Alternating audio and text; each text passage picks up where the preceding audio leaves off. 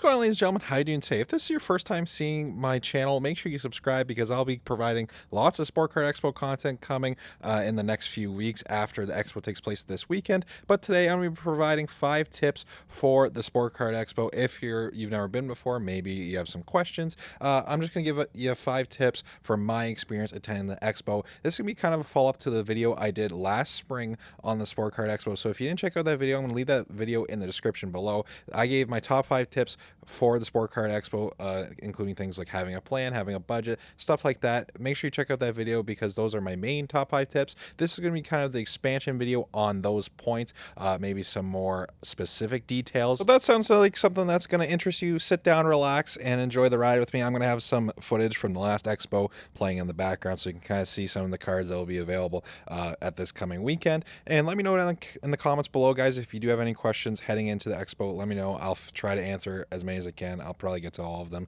But yeah, make sure to drop your questions down below if you do have any. And yeah, let's go through my top 5 tips for this coming Sport Card Expo, obviously expanding on the last video. First thing I want to discuss here in this video is grading tips, specifically with PSA. Now, PSA can get pretty lined up, especially on the Saturday in the early morning. But what I found, at least at prior expos, PSA line kind of dies down around afternoon or near the end of the show, and it gets to where you can just walk up, do your submission, and walk away. So maybe it's not the best idea to go right to the PSA booth right in the morning because you might be stuck waiting for 30-45 minutes to get served there at the PSA booth. Now this time around they're doing on-site grading once again. On-site grading though is rather expensive. You probably only want to do that if you have a real expensive card and you want to sell that right away at the show. I wouldn't recommend on-site grading for any lower end cards. You definitely want to go with a bulk submission, and you can also submit cards through the vendor tables as well. Like some vendors, like Mint Ink for example, are set up as PSA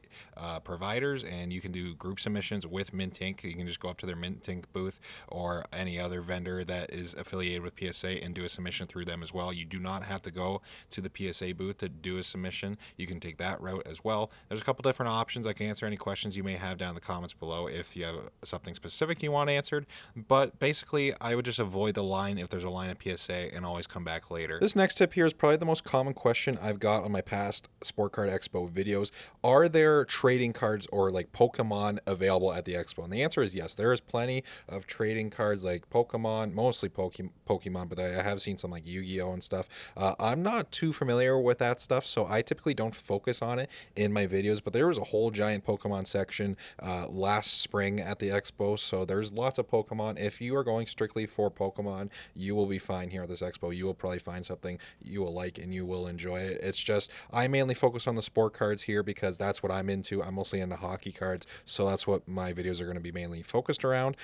But if you are worried about not having any Pokemon at the Expo, don't worry. There's plenty of Pokemon, and you can also trade Pokemon. Like there's plenty of people that go there for Pokemon to collect. You can trade and sell with other people attending the show as well as the vendors. This is probably going to be my biggest tip here for this video because I'm really passionate about this. Attend the trade night. Mint Ink puts on a trade night every Expo, every Saturday night at the Expo. They put on a trade night. You can buy tickets right at the door, or you can buy them now. I think it's the links in their Instagram. You just click the link. It'll bring you to the trade night Expo tickets. They're like $6. Attend the trade night, guys, because I'm telling you, I have the most fun at the trade night out of the whole Expo because when you go to these trade nights, it's collectors like you. There's nobody there as a vendor. I mean, there's some vendors there, but they're not there as a vendor. You know what I mean? Everyone's there as a collector. So everyone is willing to negotiate. Everyone's willing to buy, sell, trade. If you want to sell your cards at the Expo, this is probably the best place to do it because people are more reasonable.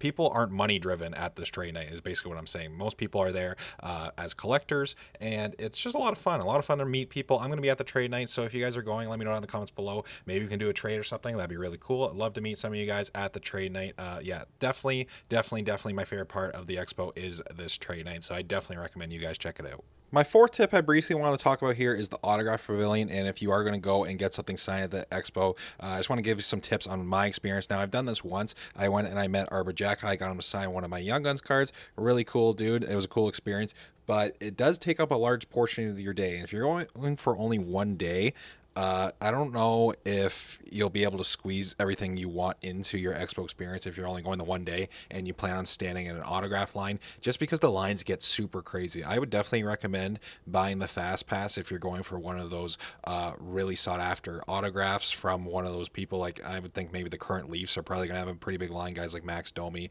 that are returning. I think Joseph Woll's returning. I'm not sure, but I know for a fact Shea Weber's going to be there. He's going to have a crazy line. And if I was considering getting an autograph from Shea Weber, I'm still am. I'm torn. But if I do, I'm probably gonna end up buying the fast lane pass. It's an extra $20, but it'll probably save me an hour's worth of time because his line is probably gonna be crazy. So just keep in mind, if you're getting an autograph at the expo, it's time consuming. You don't have really a ton of hours, especially on the Saturday. It's gonna be crazy in there, and yeah, the lines get pretty big. So make sure you factor in the time commitment it's gonna take to get autographs, and maybe consider going a second day if it's gonna take up a large portion of your day. All right, the last thing I want to discuss here in this video is maybe some logistic things. Like, for example, parking. Parking is completely free at the expo. You don't have to pay for parking at all, and usually parking is pretty good. I will say on the Saturday afternoon, if you're coming later in the day, sometimes it can be tough to find a parking spot. But if you're there right for open at Saturday morning, I've never had an issue getting a parking spot. If I show up like 20 minutes before opening, I haven't had any issues getting parking. Like Sunday, I've never had any issues. The Friday, I've never had any issues. Honestly, parking, it's pretty simple. Sometimes it can get backed up when everyone's leaving, but honestly, I wouldn't really worry too much about it. Parking is free. You don't have to worry. Another logistic thing I briefly want to touch on is the food situation. Now, they do have food for sale at the expo, but I wouldn't really recommend buying lunch there at the expo because the food is stupid expensive. Like, I'm saying like $25 for chicken fingers and fries expensive. Like, I usually pack my own lunch. That's just me. If you do want to buy food, feel free. If you do want to buy drinks, feel free. But I always bring a ton of water, a ton of snacks, protein bars, lunch usually I pack, and stuff like that. But if you're flying in or if you're staying in a hotel and you have to buy lunch, you can buy lunch, and you can also leave and come back. That is another thing. You can leave the expo and come back. Like, you can go to your car for lunch, or you could even leave in your car and go out to like a restaurant for lunch and come back to the expo. Say, like, for example, on the Saturday, you're really tired, you were there all Friday, you're tired in the middle of the day, Saturday, you just want to go and have a nice lunch with your buddies, you can go have lunch, come back for the trade night afterwards, and continue your Sport Card Expo experience. So there you guys have it. That is 5 more tips for the Sport Card Expo, especially if you've never been before. If you had any questions, hopefully I was able to answer some of your questions in this video. If I wasn't, if you still have questions, feel free, leave a comment down below. I'll try and answer your question as soon as possible. Main thing with the Sport Card Expo, guys, just remember to have fun.